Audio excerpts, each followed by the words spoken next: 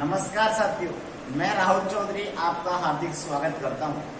कल के वीडियो में अपन ने बात की थी कोशिका को लेकर, कोशिका की खोज को अपन ने देखा, कोशिका सिद्धांत के बारे में अपन ने बात की। अपन पढ़ रहे थे कोशिका सिद्धांतों के अपवाद अपन ने पढ़ लिए हुए थे। अब अपन देखते हैं कि आगे क्या हो कि भाई कोशिका सिद्धांत और कोशिका सिद्धांत के अपवाद बन गए, इसलिए नया कोशिका सिद्धांत अर्थात कहें तो भाई आधुनिक कोशिका सिद्धांत। और आधुनिक कोशिका सिद्धांत दिया था किसने जी? रुडोल्फ विर्चोव ने। रुडोल्फ विर्चोव ने आधुनिक कोशिका सिद्धांत दिया, या आधुनिक कोशिका सिद्धांत के जो जनक हैं वो हैं रुडोल्फ विर्चोव। क्यों? क्योंकि भाई रुडोल्फ विर्चोव ने सबसे पहले सन 1855 में खोज की थी किसकी? सेल डिवीजन की, कोशिका विभाजन की। और कोशिका विभाजन की खोज करने के पश्चात उन्होंने बताया कि भाई कोशिका में क्षमता होती है विभाजन की, एक कोशिका अनेकों कोशिका में विभाजित हो सकती है, इसलिए एक कोशिका से अनेकों कोशिकाओं का निर्माण हुआ है। इसलिए याद रखना, मनुष्य का निर्माण या मनुष्य पैदा तो होता है कितनी कोशिका से? एक कोशिका से। लेकिन होता कैसा है मनुष्य? बहुकोशिक होता है, बहुत सारी कोशिकाओं से मिलकर बना हुआ होता है। कौन भाई? मनुष्य। अब अपन इससे आगे बात करते हैं कोशिका सिद्धांत के बाद में अपन पढ़ते हैं भाई कोशिका का आकार, साइज ऑफ सेल। कोशिका का आकार क्या कहता है? देखिए जरा, कोशिका का आकार, और जो कोशिका का आकार मापा जाता है, कोशिका का आकार नापते हो आप इसमें भाई माइक्रोमीटर में नापते हो।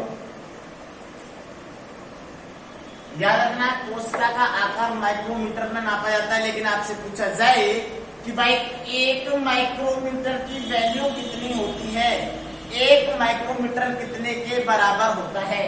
तो याद रखना, एक माइक्रोमीटर बराबर होता है 10⁻⁶ मीटर के। एक माइक्रोमीटर 10⁻⁶ मीटर के बराबर होता है, क्योंकि आप कोशिका के आकार को नापोगे किसमें भाई? माइक्रोमीटर में। क्लियर? आगे चलते सबसे पहले अपन बात करते हैं सबसे बड़ी कोशिका। भाई सबसे आकार की दृष्टि से सबसे बड़ी कोशिका कौन सी होती है? तो आप जानते हो सबसे बड़ी कोशिका शुतुरमुर्ग का अंडा, ये सबसे बड़ी कोशिका होती है, क्योंकि जो इसका व्यास होता है 15 × 13 सेंटीमीटर का इसका व्यास होता है। 18 सेंटीमीटर इसके अंडे का व्यास होता है। और शुतुरमुर्ग का जो अंडा है ये सबसे भारी कोशिका का भी उदाहरण है। क्यों भाई? क्योंकि इसका जो वजन होता है वो होता है कितना भाई? 1400 ग्राम, या कहें तो 1.4 किलोग्राम होता है। तो सबसे बड़ी और सबसे भारी। साथ में दोस्तों याद रखना, शुतुरमुर्ग जो होता है ये उड़ता नहीं है, तो क्या करता है? ये तेज गति से दौड़ने वाला पक्षी है, तेज गति से दौड़ने वाला पक्षी है।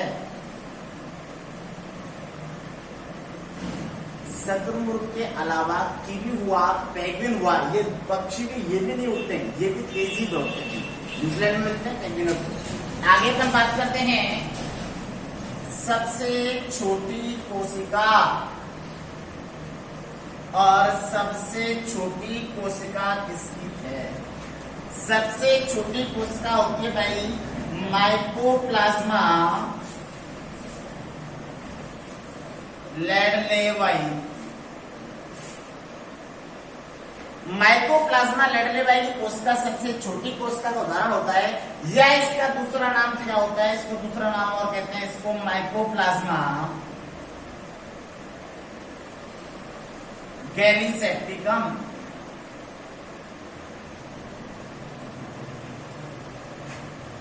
या इसका एक और नाम बनता है, इसको आप कहते हो PPLO। और याद रखना दोस्तों, महत्वपूर्ण सवाल बन जाता है यहां से कभी कि भाई PPLO का पूरा नाम क्या होता है? तो इसका नाम होता है प्लूरो न्यूमोनियो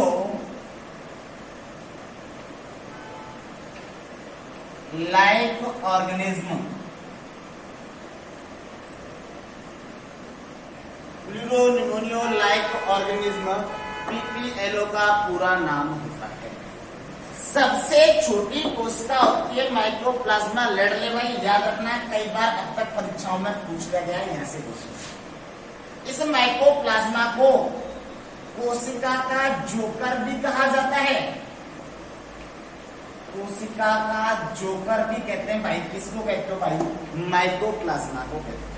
तो ये अपनी बात हुई दो कोशिकाओं को लेके भाई। कोशिका के आकार में सबसे छोटी और सबसे बड़ी मापते हैं माइक्रोमीटर में।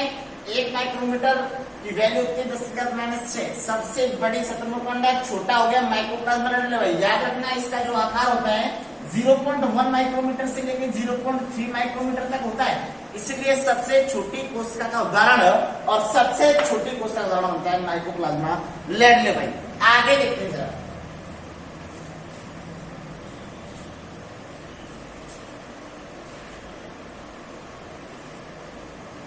सबसे लंबी कोशिका और सबसे लंबी कोशिका कौन है भाई? तंत्रिका तंत्र है। 1 मीटर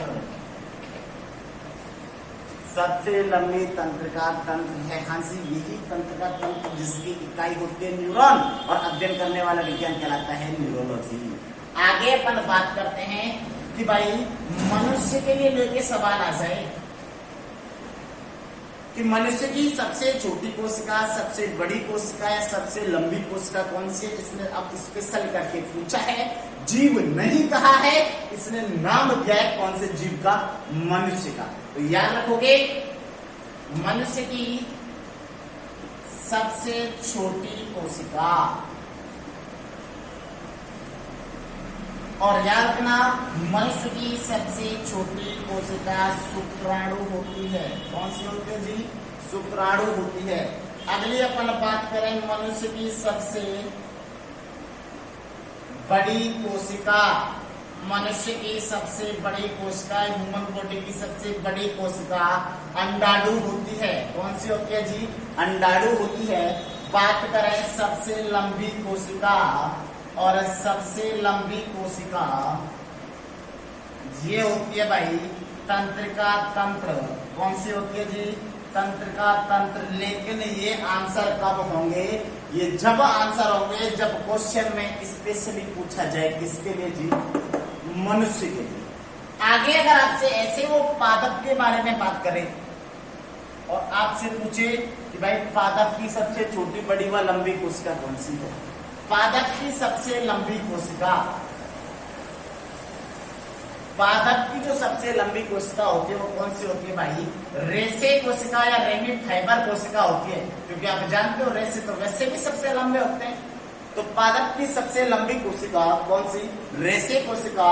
जब बात करें पादप की सबसे छोटी कोशिका, पादप की सबसे छोटी कोशिका और पादप की जो सबसे छोटी कोशिका होती है वो होती है जी माइक्रोसिस्टिस। अपन बात करें पादप की सबसे लंबी कोशिका की, अपन रेसी कोशिका बोला, छोटी को अपन ने माइक्रोसिस्टिस कहा, तो अपनी कौन सी बची? सबसे बड़ी कोशिका। पादप की सबसे बड़ी कोशिका एक शैवाल होता है, उसका नाम होता है जी एसिटाबुलेरिया। ये कोशिकाओं का जो आकार बना, ये मनुष्य की सबसे छोटी कोशिका है, ये पादप की सबसे छोटी, बड़ी व लंबी कोशिका है। अगर वो जीव करके डायरेक्ट अगर ना तो मनुष्य दे ना आपको पादप दे, तो आपको डायरेक्ट आंसर पहले वालों में से करना है। बड़ी पूछी तो शतमोखंड, छोटी पूछी तो माइक्रोसिस्टिस, वो माइक्रोप्लाज्मा लेडले भाई, और लंबी पूछी तो तंत्रिका। क्लियर? आगे चलते हैं जी। ये तो अपनी बात हो गई कोशिका के आकार को लेकर। अब अपन बात करते हैं कि भाई कोशिका की संरचना क्या होती है, क्या सेल स्ट्रक्चर होती है।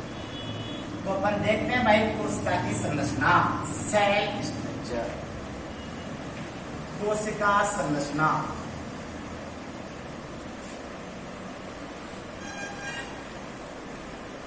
कोशिका की संरचना और कोशिका की संरचना दोस्तों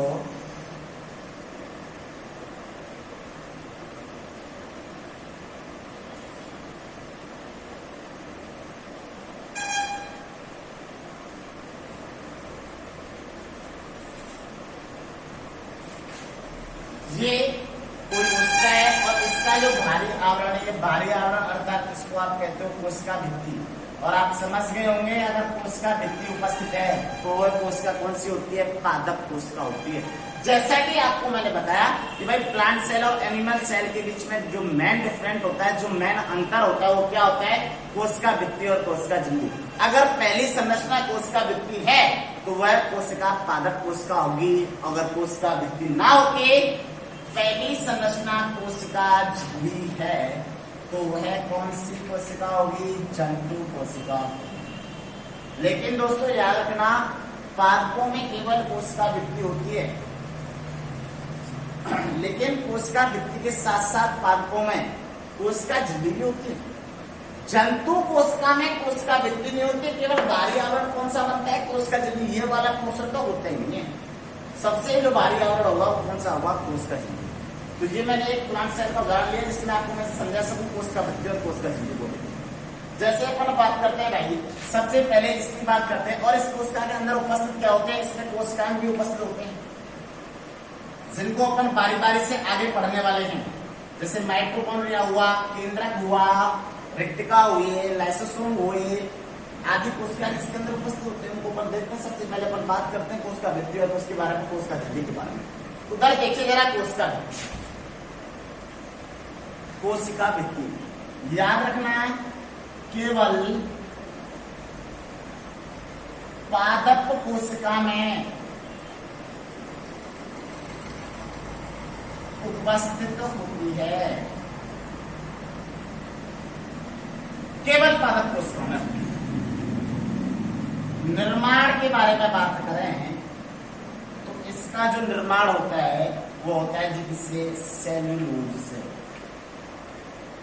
सेल्यूलोज से बनी होती है भाई कोशिका भित्ति। कार्य क्या होता है? काम क्या करती है? सुरक्षा व आकार प्रदान करने का कार्य करती है भाई।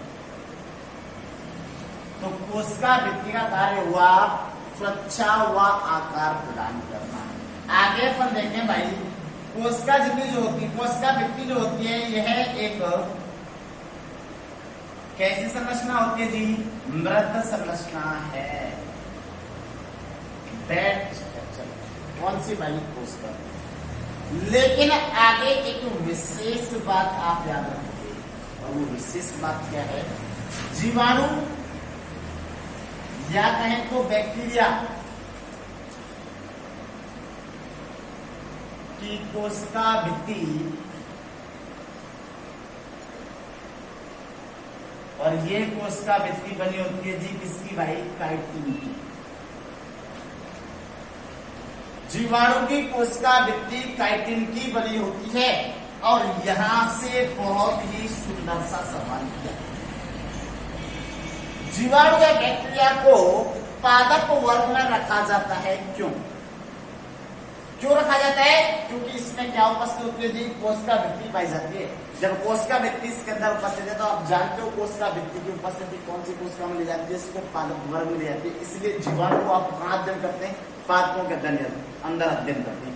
याद रखोगे ये बात। तो जीवाणु की कोशिका भित्ति किसकी बनी होती है? काइटिन की। सामान्य कोशिका भित्ति का निर्माण किससे होता है? सेल्यूलोज से। कैसी संरचना होती है? मृत सुरक्षा व आकार प्रदान करना इसका कार्य होता है। इधर अपन बात करते हैं किसको लेके भाई? कोशिका झिल्ली को लेकर। कोशिका झिल्ली और कोशिका झिल्ली याद रखना, केवल जंतु कोशिका में उपस्थित होता है। जंतु कोशिका में उपस्थित होती है भाई केवल कौन सी झिल्ली? कोशिका झिल्ली। जंतु कोशिका में कोशिका झिल्ली उपस्थित होती है। आगे आगे इसको स्पष्ट करके अलग से लिखते हैं। यहां तक आप स्क्रीनशॉट ले सकते हो। आगे देखें,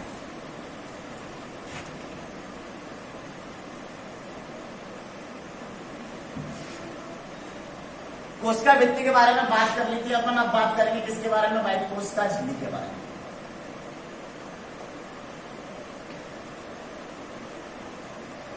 कोशिका झिल्ली और कोशिका झिल्ली बनी मिलेगी कहां? सबसे पहले इसकी उपस्थिति की बात करते हैं। जंतु कोशिका में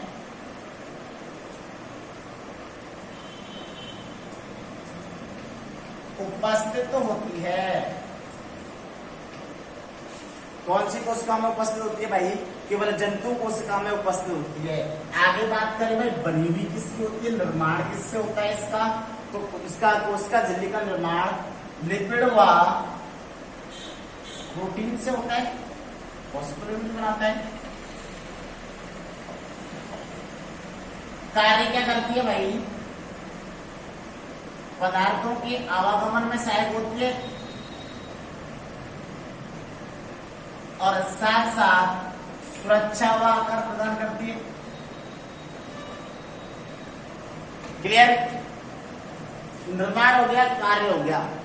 आगे देखें कोशिका झिल्ली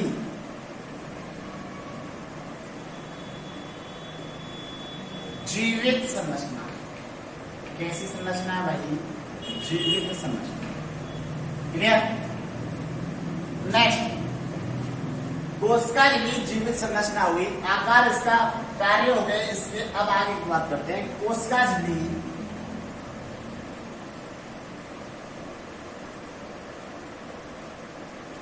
अर्धपारगम्य चयनात्मक होती है। अर्धपारगम्य सेमी परमेबल। अर्धपारगम्य का मतलब क्या होता है दोस्तों? याद रखना, देखो दो पदार्थ होते हैं। एक तो होता है भाई विलेय, और विलेय में मिलाया जाता है किसको भाई? विलायक को। और ये दोनों मिलकर निर्माण करते हैं जी किसका? विलयन। तो विलयन सॉल्यूशन कब बनता है किसी भी चीज का? जब उसमें विलेय और विलायक मिला दी जाए। जो कम मात्रा में होता है वो विलेय, और जो ज्यादा मात्रा में होता है उसको आप कहते हो विलायक। ठीक है?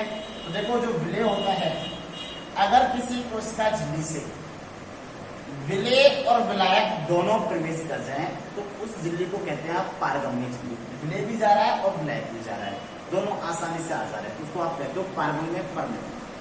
एक होती है अपारगम्य, ना तो विलेय जाए और ना विलायक जाए, दोनों में से किसी को प्रवेश नहीं करने देती है, उसको आप कहते हो अपारगम्य झिल्ली।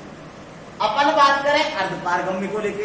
भाई अर्धपारगम्य क्या है? तो अर्धपारगम्य का मतलब इसमें विलेय पदार्थ प्रवेश नहीं करता है, इसमें केवल कौन सा पदार्थ प्रवेश करता है? विलायक पदार्थ प्रवेश करता है। तो इसलिए कोशिका झिल्ली होती है अर्धपारगम्य होती है, अर्थात चयनित कुछ पदार्थों को ही प्रवेश करने देती है। यहां से आगे चलते हैं अपन अब कोशिका के अंदर प्रवेश करते हैं, और कोशिका के अंदर प्रवेश करने पर आप पाते हो कि कोशिका में कोशिकांग उपस्थित होते हैं। कोशिका में कोशिकांग होते हैं, तो देखते हैं जरा कौन कौन से कोशिकांग होते हैं। अपन सबसे पहले पढ़ेंगे माइटोकॉन्ड्रिया। तो इधर देखिए भाई, कोशिका में उपस्थित कोशिकांगों के बारे में। कोशिका में जो कोशिकांग हुए वो कौन कौन से कोशिकांग हुए, और सबसे पहले आप पढ़ोगे कौन सा कोशिकांग भाई? माइटोकॉन्ड्रिया।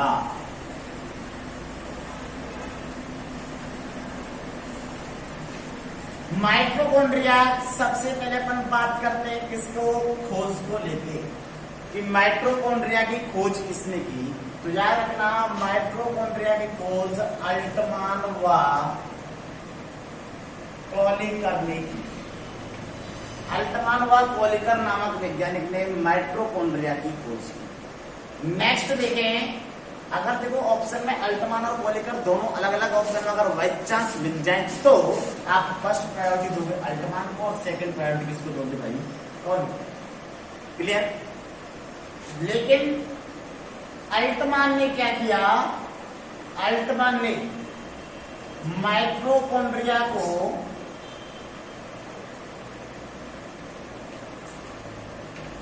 बायोप्लास्ट नाम दिया।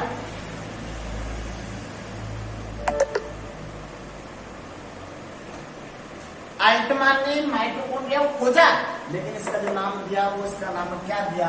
बायोप्लास्ट नाम दिया। देन अपन आगे बात करते हैं माइटोकॉन्ड्रिया को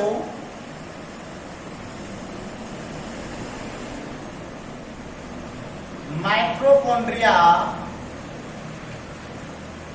नाम और माइटोकॉन्ड्रिया को माइटोकॉन्ड्रिया कहने वाले या माइटोकॉन्ड्रिया नाम प्रदान करने वाले वैज्ञानिक का नाम क्या था?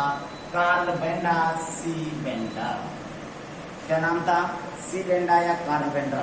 माइटोकॉन्ड्रिया को माइटोकॉन्ड्रिया कहा था किसने भाई? सी बेंडा ने कहा था। तो नामकरण आ जाए किसका, लेकिन माइटोकॉन्ड्रिया का नामकरण किसने किया? तो आंसर होगा कार्ल बेंडा। अल्टमान ने माइटोकॉन्ड्रिया को नाम दिया बायोप्लास्ट, माइटोकॉन्ड्रिया की खोज किसने की? अल्टमान व कोनिकर ने की। आगे बात करें, आगे देखते हैं भाई माइटोकॉन्ड्रिया के बारे में। माइटोकॉन्ड्रिया जो होता है ये दोहरी झिल्ली से आवृत कोशिकांग है। मतलब क्या हुआ कि भाई माइटोकॉन्ड्रिया का जो होता है ये डबल लेयर्ड होता है, अर्थात इसमें दो आवरण होते हैं, एक बाह्य और एक आंतरिक आवरण, दो आवरण होते हैं। माइटोकॉन्ड्रिया के अलावा एक हरितलम हुआ, ये भी दोहरी झिल्ली कोशिकांग और केंद्रक भी होता है। आगे इनके बारे में अपन बात करेंगे, आगे देखेंगे। माइटोकॉन्ड्रिया को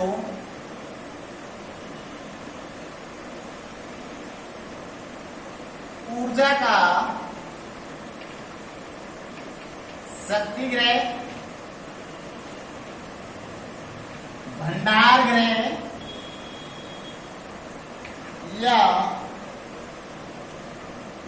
पावर हाउस ऑफ सेल कहा जाता है। जो माइटोकॉन्ड्रिया होता है, याद रखना ये नाम जो है माइटोकॉन्ड्रिया के बहुत ही इंपॉर्टेंट है, अधिकतर परीक्षाओं में पूछे जाते हैं कि भाई माइटोकॉन्ड्रिया को ऊर्जा का शक्ति गृह कहते हैं, ऊर्जा का भंडार गृह कहते हैं, और इसको या क्या कहते हैं, पावर हाउस ऑफ सेल कहते हैं। क्यों कहते हैं? क्योंकि भाई माइटोकॉन्ड्रिया में ऊर्जा का निर्माण होता है, ऊर्जा का संचय होता है, ऊर्जा बनती है, इसलिए इसको ऊर्जा का शक्ति गृह, ऊर्जा का भंडार गृह कहा जाता है। लेकिन नेक्स्ट क्वेश्चन क्या बनता है, माइटोकॉन्ड्रिया में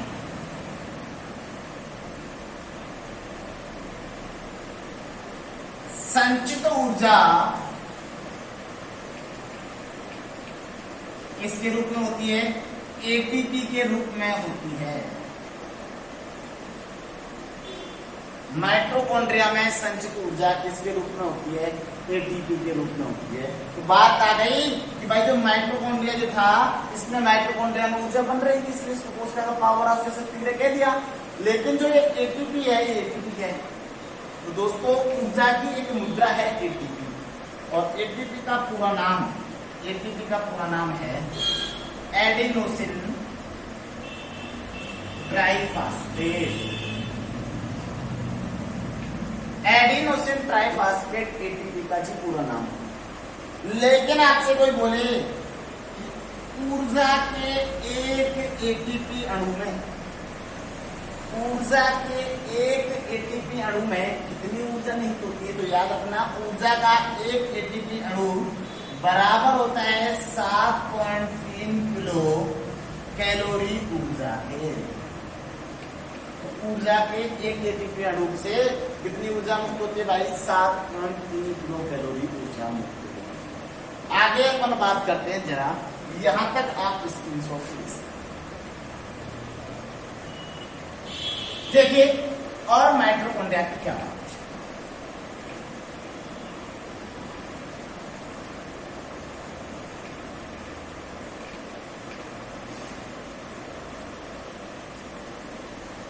देखो ये माइटोकॉन्ड्रिया होता है डबल लेयर्ड कोशिकांग है, दोहरी झिल्ली से आवृत कोशिकांग है। इसका मतलब क्या हुआ कि माइटोकॉन्ड्रिया में क्या होता है, ये दो परत होती हैं।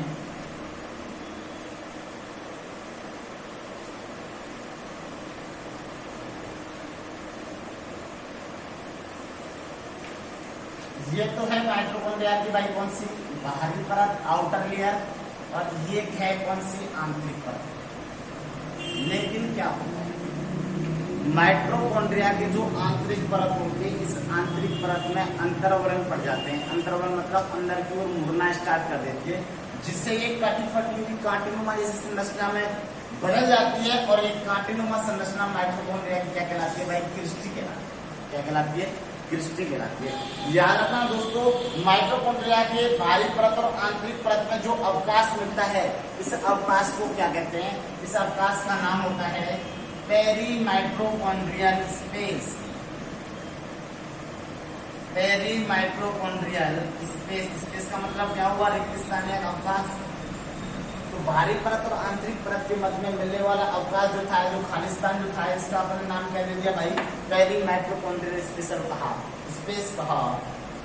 क्रिस्टी का मतलब क्या था कि भाई माइटोकॉन्ड्रिया की आंतरिक परत में अंदर की ओर अंतरावलन पड़ जाते हैं और अंतरावलन पड़ने के कारण एक कटे फटे कांटेनुमा संरचना का निर्माण होता है जिससे आप क्या बोलते हो जी, क्रिस्टी बोलते हो। आगे सुनिए जरा। माइटोकॉन्ड्रिया में अपना चक्रीय डीएनए पाया जाता है और इसी कारण माइटोकॉन्ड्रिया का एक उपनाम और पड़ा, और उपनाम क्या होता है कि माइटोकॉन्ड्रिया को आप कहते हो अर्ध स्वायत्त शासी कोशिका।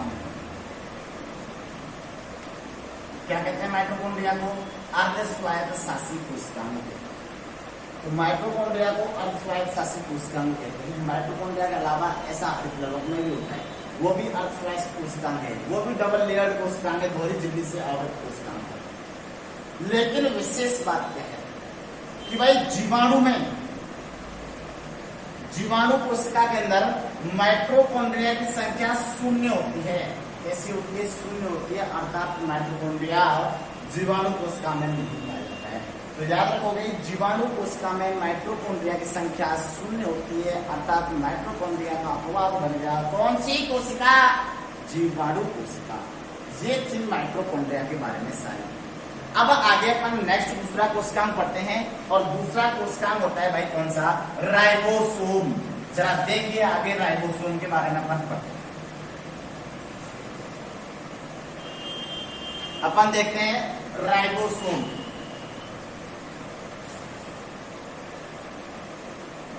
सबसे पहले अपन बात करते हैं राइबोसोम की खोज। और राइबोसोम की खोज की थी भाई किसने? भाई माइकल जॉर्ज पेलाडे। किसने की थी भाई? पेलाडे नामक वैज्ञानिक ने खोज की थी किसकी? भाई राइबोसोम की। लेकिन विशेष बात किसमें भी और पैदा हो गई, एक वैज्ञानिक आया, उसका नाम था नोमुरा। क्या नाम था? नोमुरा। और नोमुरा नामक वैज्ञानिक ने क्या किया? राइबोसोम का प्रयोगशाला में संश्लेषण किया। तो याद रखना, प्रयोगशाला में राइबोसोम का संश्लेषण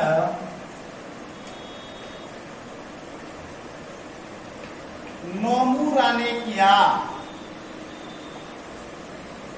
नोमुरा नामक वैज्ञानिक ने प्रयोगशाला में राइबोसोम का संश्लेषण किया। बाकी खोज की बात करें तो खोज की थी किसने? भाई पेलाडे ने। आगे देखते हैं कि भाई इसका राइबोसोम का कार्य क्या है। और राइबोसोम का कार्य होता है भाई प्रोटीन संश्लेषण। कार्य याद रखना है, आगे भी काम आएगा। प्रोटीन संश्लेषण किसका कार्य हो गया? राइबोसोम का कार्य हो गया।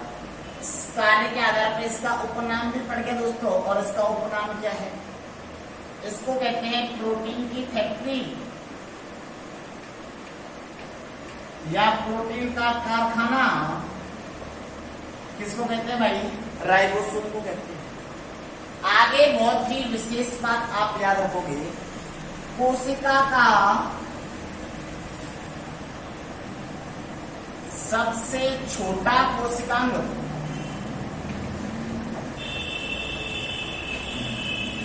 राइबोसोम है। परीक्षा में सवाल बने कि भाई कोशिका का सबसे छोटा कोशिकांग कौन सा है, तो कौन सा है जी? राइबोसोम है। लेकिन अगर वो बड़ा भी पूछ सकते हैं, बड़ा कौन सा होता है? तो याद रखना बड़ा, अगर वो पूछे भाई जंतु कोशिका का सबसे बड़ा कोशिकांग कौन सा है, तो केंद्रक होता है। और बात करें पादप कोशिका का सबसे बड़ा कोशिकांग कौन सा है, तो पादप कोशिका का सबसे बड़ा कोशिकांग रिक्तिका होता है, वैक्यूल्स होता है। लेकिन दोनों में कॉमन है, छोटा कोशिकांग कौन सा है? केवल और केवल राइबोसोम है। आगे देखें, राइबोसोम 2 प्रकार का होता है भाई। कितने प्रकार का होता है राइबोसोम? राइबोसोम 2 प्रकार का होता है। और राइबोसोम के 2 प्रकार कौन कौन से होते हैं जरा देखिए आगे। यहां तक स्क्रीनशॉट ले सकते हो।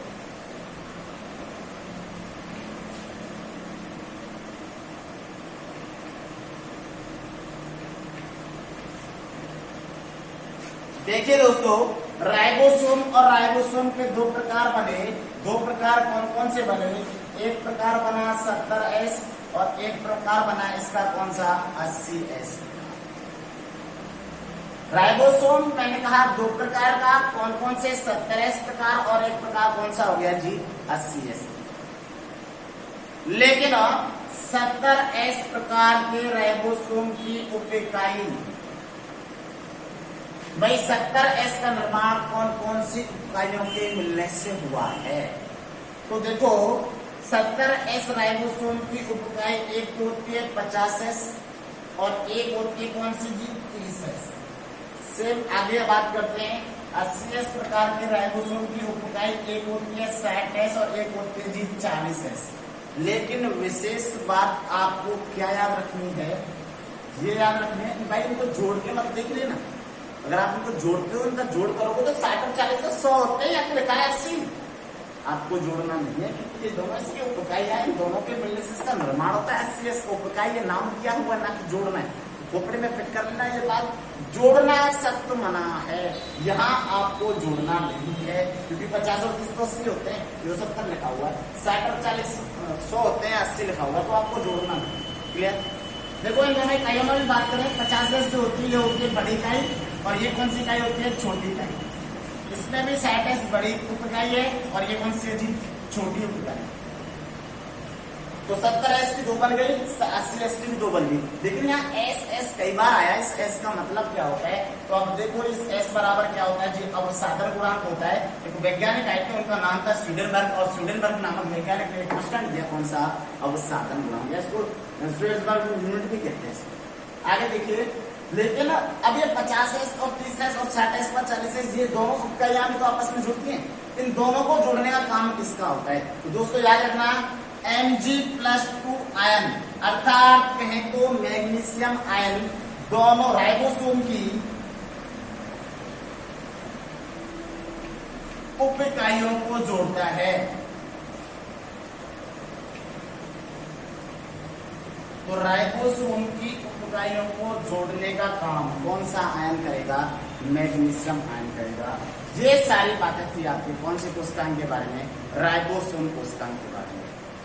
तो दोस्तों उम्मीद करता हूं आपको ये वीडियो पसंद आया होगा और आप बड़े ध्यान से इसको पढ़ रहे होंगे। आगे मिलते हैं इसी वीडियो के अगले पार्ट के साथ। धन्यवाद।